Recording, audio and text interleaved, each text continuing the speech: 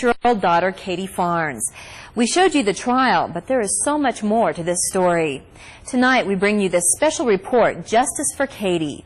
The information we'll present to you tonight is controversial and heavily debated, but all the information in this report is documented in court records and court testimony.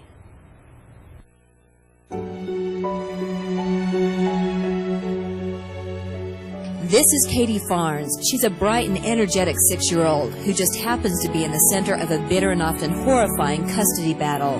Many of the issues surrounding this case are disturbing and at times confusing, but as the situation unfolds, don't lose sight of the life it all affects. Julie Butterfield, defendant, case number CR 992255. 6 men, 6 women. A jury of her peers decides Julie Butterfield's fate. She stands accused of kidnapping her daughter and hiding out for months. Katie's father, Monty Farnes, a former Idaho Falls resident now living in Utah, was left wondering where his child was and if he would ever see her again. A girlfriend, just a friend of mine, and I drove over to Julie's house. Her car was there. We went up and knocked on the door, heard rambling footsteps in the house, and it's Monty, and saw the level oars kind of open up a little bit, and we knocked on the door again, and it was obvious that if she was there or if she wasn't there, she was not going to open the door, so we just left.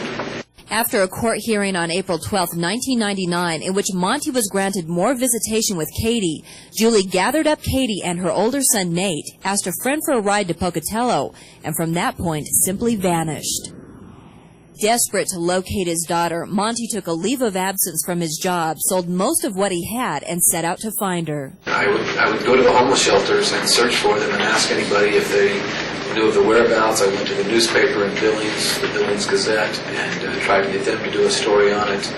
I took a poster to the police station, and it wasn't coming back until I found her.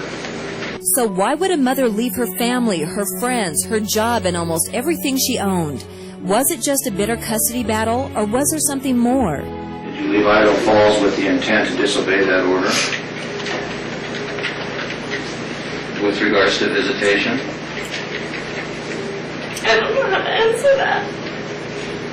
If I answer it, I'll be in trouble. Well, that's okay. I just think you got to tell the truth. Were you leaving so Monty could not have visitation with Katie? No, I was leaving to protect Katie. But if Julie was leaving to protect her daughter, why was she now facing prison time? And what did she feel she had to protect Katie from? We now continue our report. The life Julie Butterfield now leads is one of limbo. She knows it could change drastically within days. Charged with kidnapping her daughter Katie, a desperate act that could cost her her freedom. So why would a mother risk everything she had to keep her child away from its father?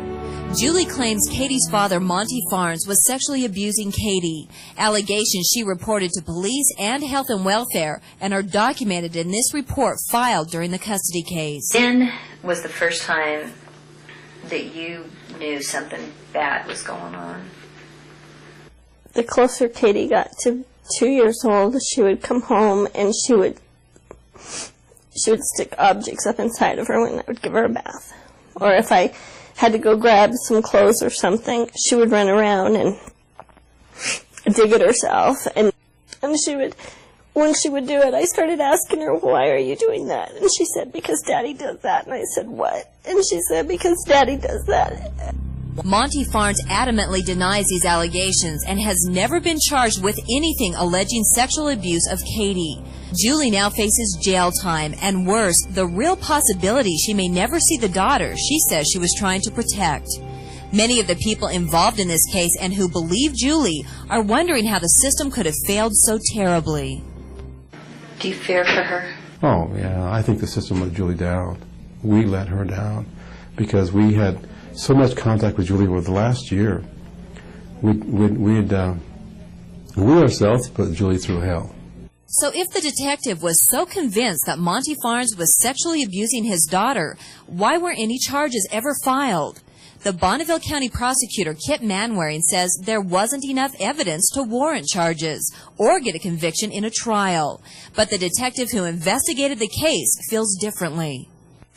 Do you feel confident about the investigation that you did, that this was actually occurring and that he was the suspect involved in this? Yes, I feel that he should have been charged criminally. He should have been charged when Katie was 2 years old. When you say he should have been charged criminally, why? What evidence did you have that you felt he should have been charged criminally? The evidence is this. Katie, number one, says it. Katie never once changed her story, other than when Monty was manipulating her. Katie made statements to almost everybody she talked to. I believe it was a circumstantial case at best, of course, sure.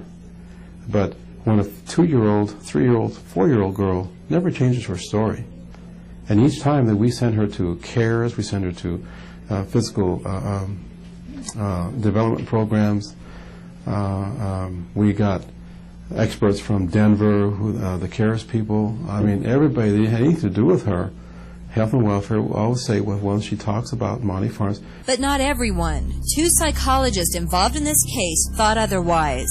C.Y. Roby was asked by the court to evaluate Monty, Julie, and Julie's then-boyfriend, Bo Payne. He recommended that Monty should be allowed unsupervised visits if discrepancies in Monty's polygraph exams were resolved.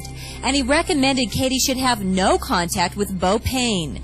Bo Payne has always denied any allegations. The second psychologist agreed with Dr. Roby's report. C.Y. Roby is a psychologist out of Utah who evaluated Monty Farnes. And on the stand during that hearing in April, he testified that he did not feel that Monty Farnes was a threat to Katie. However, Dr. Roby never evaluated or even talked to Katie. But even with Katie saying this was happening, could she have been coached? Was there any other evidence, physical evidence, that she was being abused? I think that the evidence has really increased our ability to identify forensically that a person has been, whether it's a child or an adult has been sexually abused, has come a long way. Dr. Ty Erickson is an Idaho Falls OBGYN who has specialized in the field of child sexual abuse detection. He uses a special piece of equipment called a colposcope that can find tiny pieces of evidence. He examined Katie Farnes. How confident are you that something did happen to this little girl? Beyond reasonable doubt. In this particular case, I had an opportunity to evaluate her multiple times. So I had a baseline of normal in her case. So then, when I had an evaluation again, I was able to identify against her own baseline. Most times we just have a single exam on a patient, and so it's hard to know, well, what was her normal? But in this case, in fact, we had serial exams, so we were fairly confident that something, in fact, had happened. But again, I can make the allegation that the evidence demonstrates that something has occurred. The problem is I can't say who or by whom, or sometimes we can't even say when. Which is exactly what Monty Farnes has claimed, that if Katie was abused, it was by someone else. And while there are many who feel Katie is the victim of sexual abuse, there are other medical records from other visits to the hospital that don't show evidence of abuse. Coming up, we'll hear why Health and Welfare, Help Incorporated, and a detective are still wondering how this could have happened and why they weren't allowed to discuss what they saw and felt during Julie's trial.